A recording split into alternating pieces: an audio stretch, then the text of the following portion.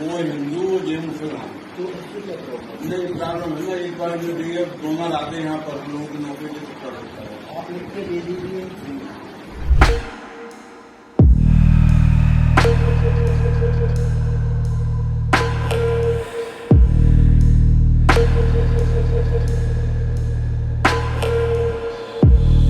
किसी ने कहा है कि उनका हाँ हाँ, हमने कहा वो है हिंदू, वो हिंदू ये मुसलमान। तो उससे क्या प्रॉब्लम? नहीं प्रॉब्लम है ना, एक बार जो दिए डोनर आते हैं यहाँ पर हम लोगों की नौकरी के चक्कर होता है। आप लिख के दे दीजिए। ये किसी भी मुस्लिम का कोई नहीं मुसलमान हिंदू से बात नहीं है, डोनर वाली बात है। तो डोनर मुसलमान से बात है। डोनर जब